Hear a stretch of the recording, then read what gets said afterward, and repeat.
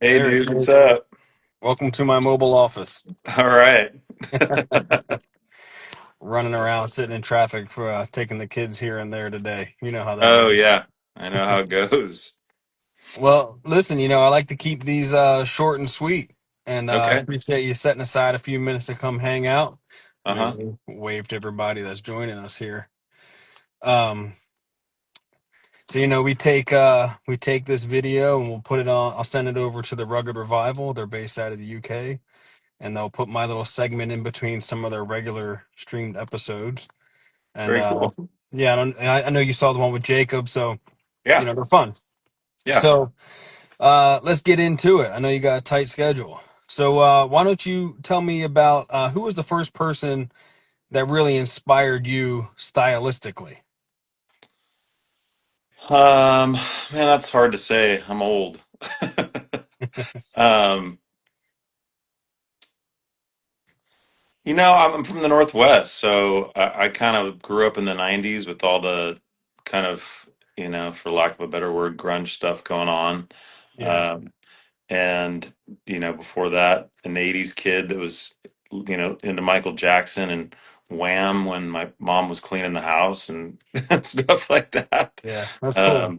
But as far as country goes, I remember kind of listened to all the stuff that was on the radio, and then I worked on a farm for several years before graduating, and I was driving a combine, and the only station that came in was like this AM station with classic country on it, and Lukenbach, Texas came on, and I will never forget that moment of like, oh my God, this is like a billion times better than the pop country that, Hmm.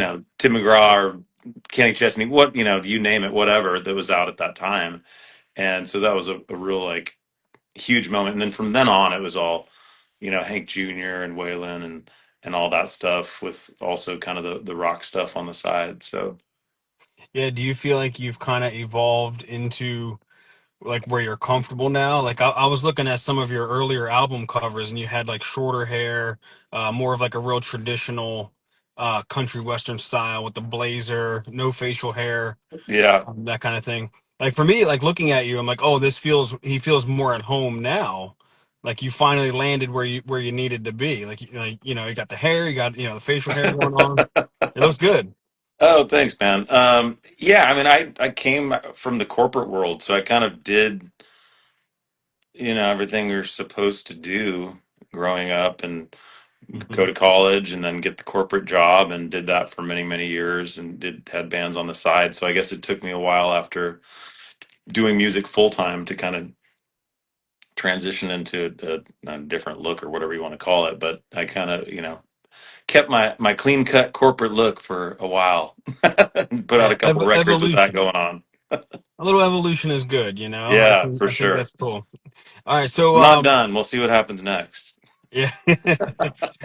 Tell me about your favorite on stage outfit. On stage outfit. And it depends on the weather. Okay. It gets so hot down here, so uh summers are usually some Wranglers or Wrangler slacks with a sawed off shirt or some sort of Mhm. loose button up. And then I like wearing suits a lot. I got a couple fun Western suits that I'd made in Thailand, a Oh, that's while cool. back, and love wearing those. But it's just so rare that it's not, you're in a venue where it's cool enough to do that. Otherwise, you'd just be absolutely dying. I look around and it's like, man, Marty Stewart looks so cool, and Yeah. got that scarf on. I'm like, how? And it's like, your show's in August, bro. Like, how are you wearing that right now? Yeah, he's got the skin tight jeans with the bell Yeah, bottom flare, yeah, blazer. Yeah, he's yeah, layered up. yeah. He He looks is. great.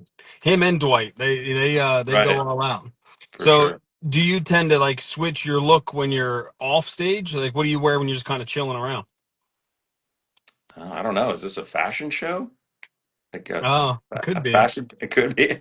Yeah. Um, I don't know. You're looking at it. We're pretty lazy around the house. But we're cut off shorts and rock and roll shirt and some white chucks usually. So Okay. Yeah. Good old Chucks. I got to wear inserts in my Chucks these days, though. The I old am flat, so with you on that. Yeah. the flat feet Yeah. catches up. So, who makes your favorite pair of boots? Um, I mostly buy all my boots off of eBay just because Hmm. everything in the store now is square-toed and that kind Hmm. of vibe, and I kind of like pointier vintage type stuff. I mean, Yeah. I would love to have a pair of boots made. There's a lot of great companies in Texas. I haven't got around to doing that yet, so I usually just wear Justins, Hmm. like vintage Justins off of eBay. Yeah, I've had good luck getting some really nice Tony Llamas from eBay. I've got a Yeah, couple of his, and someone's already done the hard work. They broke them in. They're nice and soft. They're yeah, good to yeah, go. for Yep. sure. What about your favorite? Do you have a favorite Western hat? Who makes that? Um, the hat that I wear 99% of the time is actually my wife's grandfather's hat. Oh wow. So she's from the Houston area. So I don't think he had it made, but he bought it in like the early '80s, and it's an American hat. It's like a silver belly color, tall brim.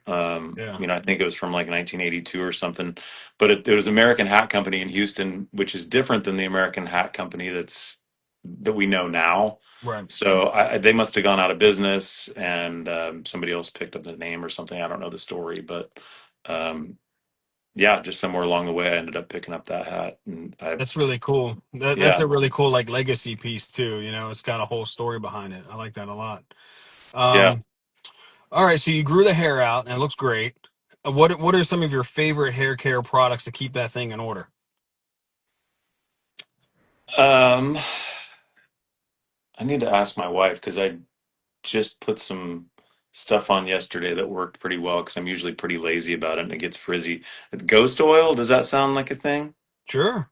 Yeah, so I Yeah. think that's what it is. It's called ghost oil. I was waiting So, for you to say mane and tail. I think everybody I've talked to so far has been using mane and tail. So I even got for some for long hair, just to keep yeah. it from frizzing out or what? Yeah, they use the shampoo conditioner and there's a leave-in conditioner that Hmm. comes in like a legit like spray bottle. So you Yeah, and so I actually just picked some up. My girls have long hair, so I picked some up for them too. And I was like, well, this is mane what and everyone's tail. All using, right, I'll man. check it Yeah, out.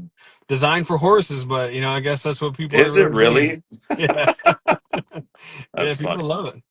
Yeah. Well, that's kind of the end of the journey here. Like I said, Okay. short and sweet. Yeah. I want to ask you, and I know you've got some stuff in the works. Yep. Do you have anything you want to plug, like a tour, show, album? What do you got?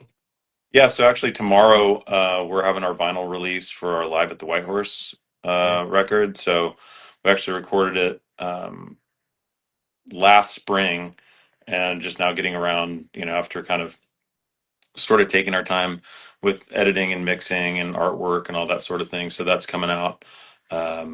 Well, it'll be digitally released on Friday. So I guess technically, Thursday at midnight, but the show's at the White Horse tomorrow and it should be a great time. So check it And you out. you said there is a vinyl pre-order live right now. The digital pre-orders on my Instagram. The record itself should be available online next week through FSG Records, Feel So Good Records, Okay, cool. the little label that I'm with here in town. Um, but yeah, it turned out really cool. Let me. Well, I guess I could grab one. There's one right here. Yeah, take us on a So journey. yeah, so we're having our house remodeled right now, so it's a disaster. But yeah, so it's pretty cool. Turned out Oh like yeah, this. dude, I love the art on this. Yeah, so a guy named Fez Moreno, he's kind of a psychedelic um, artist, has done posters for lots of people across the gamut. So he did this and turned out really cool. So we basically just kind of hit record on a couple of our shows last spring and then mixed it. And so it's not a lot of fancy overdubs or anything like that.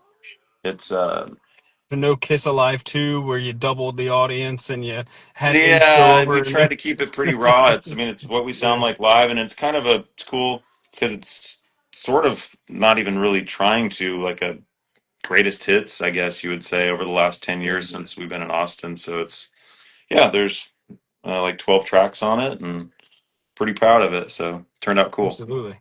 Yeah, Well, we're all super stoked for it. I'm excited to get my grubby hands on one of them too. yeah, we'll get And it out to you. yeah, like I said, brother, I appreciate you taking the time and Yeah, thank you. let's do it again soon.